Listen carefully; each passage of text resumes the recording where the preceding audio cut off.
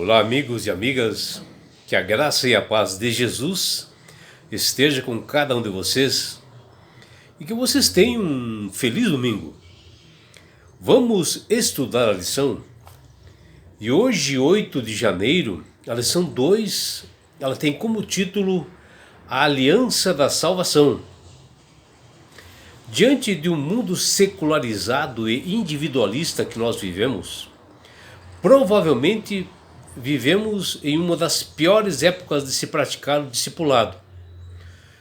Ou talvez assim, mostrar, o nosso compromisso que nós temos com Cristo. E Jesus, ao formar o seu pequeno grupo de missionários especial, tomou o devido cuidado de advertir os seus discípulos quanto à sua missão e a dificuldade que eles teriam, que envolveriam os mesmos, na pregação do Evangelho. E até ele disse: sereis odiados de todos por causa do meu nome, que está lá em Mateus capítulo 10, versículo 22.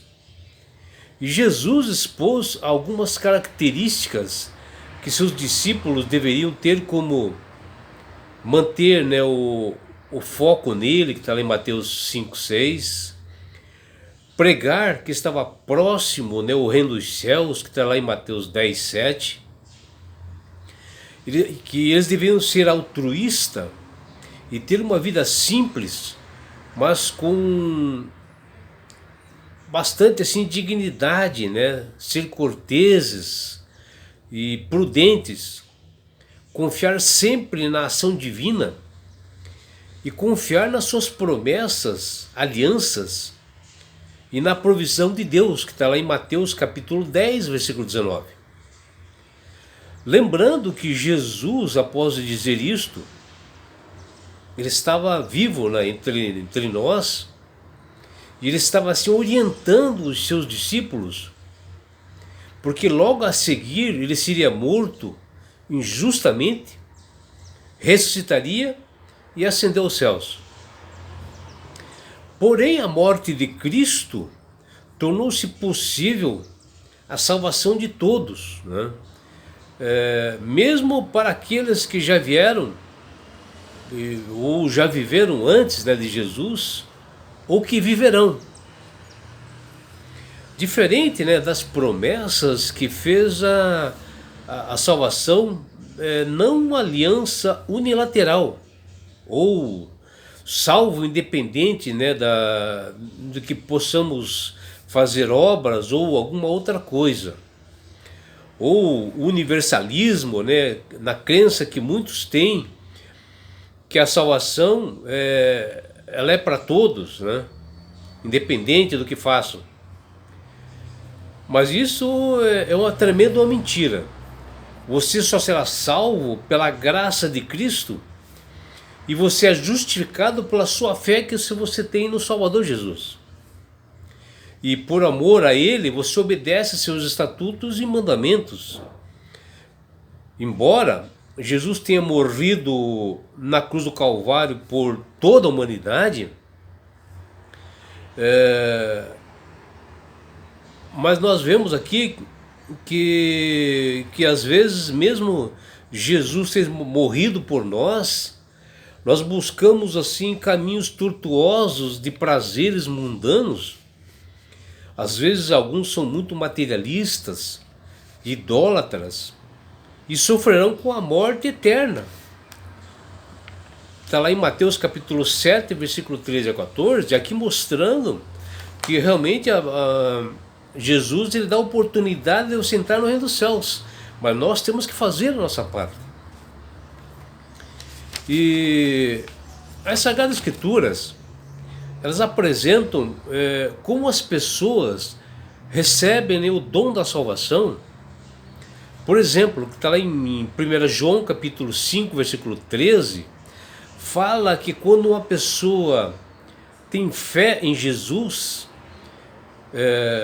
e aceita Ele como Salvador e Senhor, habita no seu coração essa esperança, e ele começa a desenvolver o amor gerando um gozo real da salvação, porque ele se aproxima da conduta e caráter de Jesus.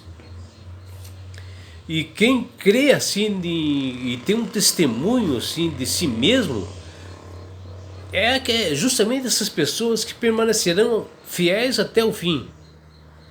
E a perseverança e o segredo da vitória, principalmente em um tempo assim profético, onde o amor de quase todos está se esfriando, que fala em Mateus 24:12, aquele que se mantém pela fé, esse sim será salvo. Que está lá em Mateus capítulo 10, versículos 22. O apóstolo Pedro, em sua epístola, que está lá em 2 Pedro capítulo 1, ele enfatiza a importância de nossa fé quando nós temos assim uma procura diligente, né?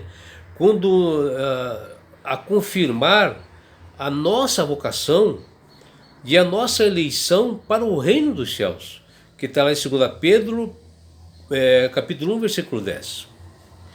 E o que lança por terra, né, toda essa teoria que alguns dizem, uma vez salvo, salvo para sempre, e salienta, né, aqui pontos importantes para a nossa caminhada, como é a fé, né, a nossa virtude, o nosso conhecimento, o domínio próprio que nós temos, a perseverança, a piedade, a fraternidade e amor. Tudo isso nos fará vencedores na grande volta de Jesus e sermos salvos. E assim como Jesus cumpriu a sua diligência, né, em cada etapa de seu ministério terrestre, mesmo ele tendo que sofrer por nós, perdendo a sua vida, e para reconquistá-la ao terceiro dia, e Pedro nos diz, olha, pois desta maneira é que nos será amplamente suprida a entrada no reino eterno de nosso Senhor e Salvador Jesus, que está em 2 Pedro, capítulo 1, versículo 11. Né? E o pecado nos tornou naturalmente assim muito egoístas, né? E dentro desse contexto, nossas tendências sempre estão assim voltadas a atender nossas próprias vontades de querer e ambições. E nós abrimos mão às vezes dos benefícios da providência divina quando nós nos rebaixamos a atender os caprichos, né, desse nosso enganoso e corrupto coração. E o apóstolo Paulo, em sua segunda carta para o jovem Timóteo, ele mostrou que compreendia perfeitamente e bem a natureza bilateral da aliança da salvação, em um ponto da sua vida, né, diante da possibilidade dele ser entregue e até morrer. E suplicando, né, ao amigo Timóteo, Paulo procurou encaminhá-lo na perseverança, na missão que o Senhor lhe havia conferido, pregando com fé a verdade em todo o tempo, e principalmente usando de paciência com todas as pessoas, mesmo às vezes quando era provocado. E ele preferiu assim um tempo em que a sã doutrina não mais seria suportado, né? Quando era mais fácil e conveniente cercar-se assim de falsos mestres que ensinavam aquilo que era confortável para aquelas pessoas, segundo as suas próprias cobiças, né? E como sentido assim uma coceira nos ouvidos o que aqueles falsos mestres falavam, se recusarão a dar ouvidos à verdade e se entregarão a essas fábulas, né? E foi isto que o apóstolo Paulo falou para o Timóteo, para que ele tivesse cuidado disso, né? Desses enganadores, esses falsos mestres, né? Que está lá em 2 Timóteo, capítulo 4, versículos 3 e 4. Apesar de muitos companheiros terem abandonado, né, o apóstolo Paulo, ele seguiu firme, perseverante na sua fé. E ele disse ao amigo Timóteo que pela fé ele havia cumprido a sua parte na aliança. E olha o que ele diz: quanto a mim, já estou sendo oferecido por libação, e o tempo da minha partida chegou.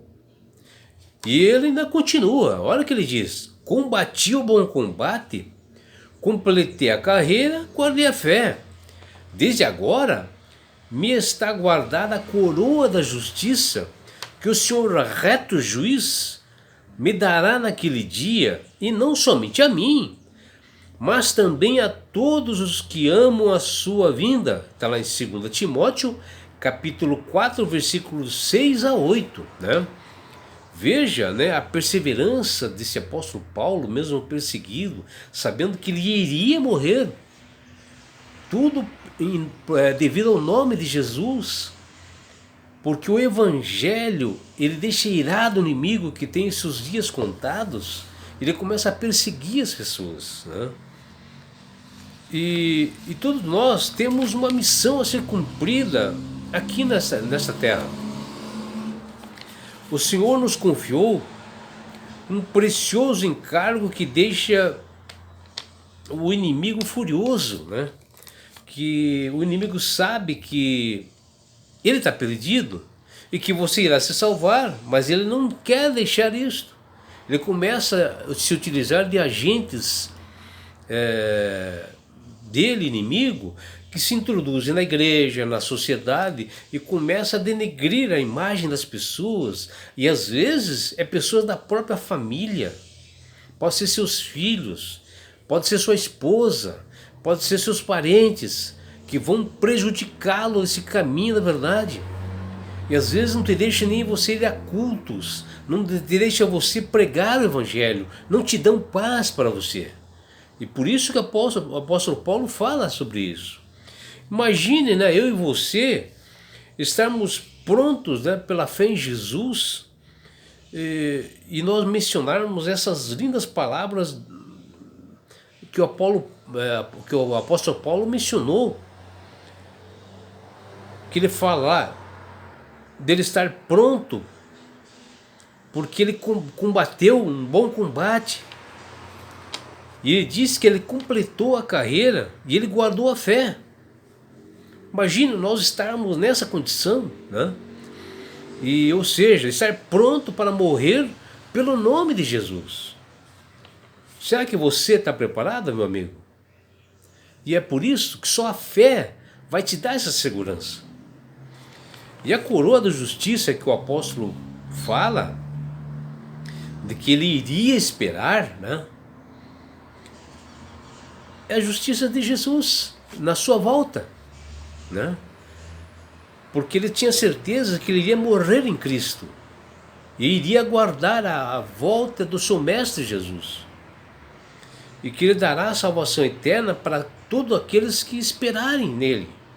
E quando Jesus voltar, é que o apóstolo se apegava ainda mais no início do seu ministério, com bastante firmeza, alcançando mais pessoas, alertando o seu amigo Timóteo, até ficando assim triste por pessoas que o abandonaram, né? E essa luta do apóstolo Paulo, ela foi até o fim da sua vida, na certeza de que ele iria se salvar. E é por isso, meu amigo, minha amiga, que Deus tem falado através do Espírito Santo para todas as pessoas aceitar a Jesus como Salvador e Senhor. Porque o interesse de Deus é que todos se salvem. E quando você ouve a palavra do Espírito Santo e você aceita Jesus como Salvador, você tem uma vida transformada. Você começa a ser sábio. Você começa a ter inteligência para entender essas palavras que o apóstolo Paulo falou aqui, que eu combati um bom combate. O que seria isto, né?